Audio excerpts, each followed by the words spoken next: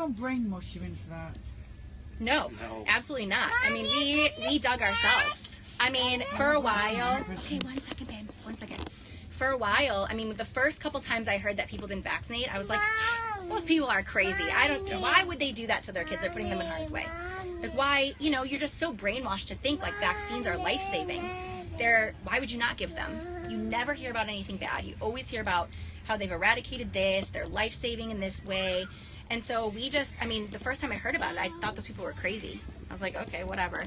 And then the more the seed was planted, I just heard more and more people, and a couple stories here, a couple stories there, and I just thought, this is just happening too much, even for me, the few times I've heard it, for it to be isolated. So that's when I started to dig, and I did it all myself. I looked it all up myself. I asked the questions. I had people obviously that supported me to provide me information when I couldn't find what I was looking for or didn't even know what I was looking for. But yeah, I definitely was not brainwashed. If anything, I did hours and hours and hours of research. Hours. I'm still doing it. It's a massive insult to call any of our parents brainwashed any of us brainwashed with what's happened, because we are actually intelligent human beings that made a huge mistake of trusting our pediatricians or whoever, our healthcare providers, and that was our only moment of... Right. It's frustrating to me when I hear people that don't vaccinate being called brainwashed, because I know how much work I've put into learning about vaccines. I didn't just say, oh, I don't want him to feel the shot in his arm and I'm not going to do it. Like, that has nothing to do with this at all. There's just so much that I've learned. But isn't that very telling in of itself? The more and more I think about it, like, your apprehensiveness of a shot, just in general. Right, like, your natural instinct is to just cower or run or be fearful of it. So why not listen to that? Right. Okay. Hello, family. Hello. We're going to tell our story about Jacob. And who are you? I'm Kristen. This is my husband, Rob. And then this is little Madden. Can you say hi? I'm going to just guess. Has she had no vaccine? She has had none. Yes. None. Zero. Not even a vitamin K shot, nothing. You can tell, and sometimes I don't say anything because I think, I look at the child and think, it doesn't look quite well, and they find out they just had the vitamin K or something like that. But you can really tell. It's been eye-opening for us to see the difference between, he was vaxxed through 15 months. She's had nothing. And just to be able to see the difference, watching them grow, and even though he's been years away from a vaccine, it's like night and day. So he's 5 years old now? Yes, he's 5 years old now. When I found out I was pregnant with him, vaccines were not even on the radar for us. It was just something you did. Just wasn't even... You mean vaccines weren't, you didn't question them? We didn't question them, right. It was something you did. I knew nobody that ever questioned. It was just, you do what your doctor tells you, and that's what you do, Well, we're brought up to obey. Right, exactly. Well, and I was in the military, so So you got tracked up from years ago. Yeah. Yeah, so Thank you for your service. Yes, thank you. All right, so you didn't question. Now, did you get vaccinated when you were pregnant? I did. So my very first appointment, so I think it was 8 to 10 weeks-ish, I was pregnant with him. They essentially were, you need to get the flu shot. Because if you don't and you get the flu, you will kill your baby, essentially. In more or less words is what they told me. So I was like, well, I've never had a flu shot, but I'll take one right now. I don't want anything bad to happen to my baby. This is my first pregnancy. I was like, I will do everything to protect this pregnancy and this baby. So I got the flu shot. And funny enough, I actually think I might be injured from that vaccine, because during the pregnancy I had what they told me was pregnancy carpal tunnel. Pretty much without even diagnosing me. I had, almost, my one hand was almost completely numb for most of the end of the pregnancy, the last 3 or 4 months. And then just tingling and all kinds of stuff. They told me it would go away after I was done being pregnant. It was just a side effect of the pregnancy. So I said, okay. And I'm still dealing with numbness and tingling and things like that still today. So that could go on about that. That's a whole other story. But so I got the flu shot at 8 to 10 weeks pregnant with him. He came out healthy as can be. First day, hepatitis B shot, You know, that's what they tell you to do. I was like, I don't, you know, and I had apprehensions then. You know, I don't want them sticking my baby with anything. Like, he's perfect. He just came out. Like, why does he need anything? He's perfect. But, you know, you do what they tell you to do. You sign the paper, and it's like, this is for their health, and that's what we did. And so he was vaxxed on schedule. I mean, we did not question anything our doctor said. We did what we were told. It wasn't, like I said, it wasn't even on our radar that it could be a problem. You know, nothing ever came up that they might be unsafe, you know, none of that. So we never really questioned anything up through maybe like until he was a little over a year old. And basically, you know, there had been some seeds planted, and I started realizing that there were a lot of people that questioned vaccines. So that's when I kind of came around to, there must be something to this. Like, there's a significant number of people that have kind of crossed my path in the last few months that are questioning, so let me look into this more.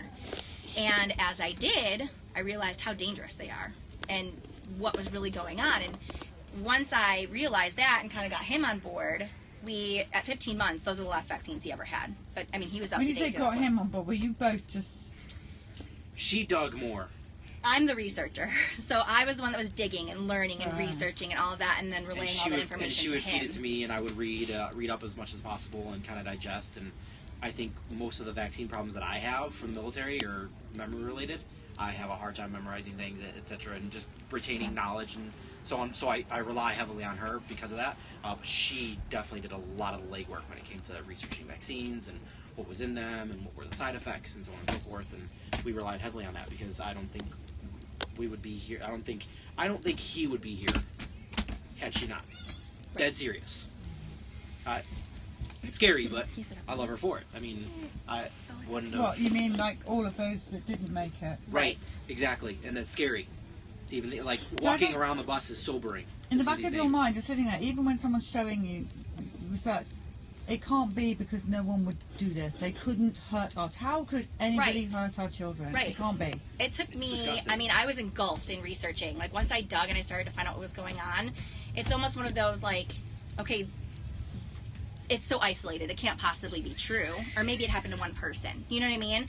And it was just so, that cognitive dissonance was just so strong. It took me months of just like obsessing and researching and really looking into it before I was like, okay, there really must be something to this, because I'm starting to see all the cover up and all of the lies and all of the things that the doctors aren't telling people. And yeah, I mean, it took me months. I mean, I didn't know what we were going to do for a while. So yeah, and so once we had done a lot of research and decided we weren't vaccinating anymore, we started to look back at that first year, a little over a year, and realized all of the things that had happened that we totally missed. I mean, we were first-time parents, so we didn't have anything to compare it to.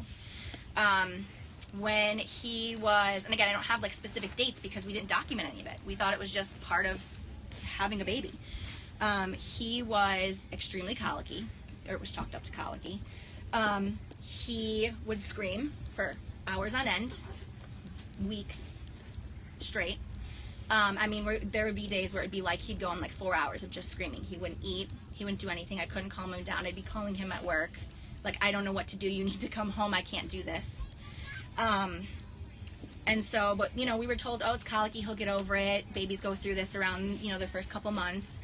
So, we noticed that. We even had an episode towards the beginning of that. I'm guessing it was probably 2 months-ish, so I'm guessing around his 2-month shots. But he literally, he wouldn't eat at all. I mean, it was to the point where we almost took him in because we were like, well, if he's not eating, like, what are we supposed to do? You know, we can't just let him starve. So I think we went, what was it, 12 hours at least, where he wouldn't nurse anything. He would just scream. And so at 2 months, that's a long time. So, but again, we were told it was colic, so we just chalked it up to that and said, well, we'll move along and keep plugging through. And he had eczema. I mean, it wasn't super severe, but he had patches all over. You know, it never got to the point of like bleeding or anything like that, but it was still there. I mean, and he was little. It was like, where is this coming from? Oh, it's baby eczema. Lots of babies get it under 2 years. That's what we were told. It's just something that happens. They outgrow it. It'll be fine. He'll get out. He'll hit toddler age and it'll go away. Still has it from time to time. Yeah. I mean, we don't really deal with that as much anymore, but But yeah, I mean, he would have it was like a constant thing. You know, one spot would disappear, another one would pop up. They would just kind of rotate throughout his body. Then as we approached closer to a year, he started to get really aggressive. So he was an early walker. So he was hanging out with kids, you know, at church and things like that that were 6 months, 8 months older than him. He was very aggressive. I mean, it was to the point where he almost couldn't be in a room with other kids because it was constant hitting, pushing, like just malicious, almost malicious type aggressive behavior. That's painful for parents, isn't it? Yes. Like, oh, your child to sit there, or just what's the name's arm or something. Mhm. Yeah, it's frustrating because had we been, well, again, I don't know if it was my doctor just brushed it under the rug because he didn't want to tell the truth, or if he really didn't know himself. But had we been opened, or had our eyes opened sooner as to what those things could have been caused by, we wouldn't have been vaccinating even up until when we did. So, I mean, we were just told it's all normal. All of it. It was all explained away. It was all normal. And so, but yeah, so we hit the aggression point. I mean, it was tantrums 24/7. I mean, and they were explosive, and it was hard to be in public, just because we didn't know what was going to happen, how he's going to respond, and what was going to happen with his behavior. And it would be the silliest things that would set him off. I mean, it'd be the drop of a dime, and he would be full blown, like, from 0 to a 12 in less than a second. Right. And so, you know, and again, that was, he's just a toddler, you know, and, you know, he'll grow out of that too. And so, you know, we went through that. Then, so we hit after his 15-month vaccines, and I was doing a little bit more research and really digging in, months and months of research, we said, okay, we're done. He's never getting another vaccine, ever. And do any of you vaccinate now? Oh, no. Mm-mm. No. So you've gone in a relatively short space of time from vaccinating and not thinking about it to absolutely no way. Mm-hmm. And also, they love to get us and say we're all uneducated, you know, blah, blah, blah. Right. And what's making me laugh, probably the wrong word, but anyway, is the amount of doctors and scientists that are just coming and sitting on this bus and telling the same story of what happened to their child. Exactly. And so every time they throw this at us, it's answered. Mm-hmm. That's why I know that this is a much bigger thing than just us. Oh, yeah. I mean, and it's amazing even now, even as I'm still digging. I mean, I'm years into digging. There's still stuff I'm learning every day. And more stories are coming out. You know, more people's eyes are being opened to what's really going on. The truth is coming out is what's happening. The truth is coming out, The truth is coming out. Right. Thank you guys. Thank you so much. Thank you for everything No problem. you I'm guys so have glad done. you're just going to have this wonderful, happy life. It's going to be vaccine free. As simple as that. I know. I mean, Nothing else matters in the health. No. Health is just happiness. Yeah. I mean, she is literally the healthiest thing I've ever seen. And actually, I mean, I will say he's been pretty healthy the last couple of years. I mean, a lot of this stuff, like, we don't deal with really the eczema anymore.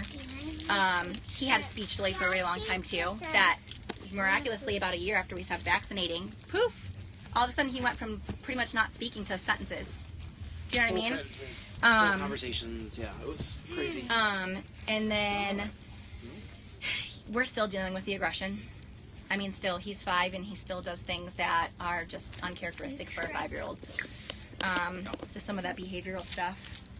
But I mean, really, we feel very blessed that our eyes were opened when they were.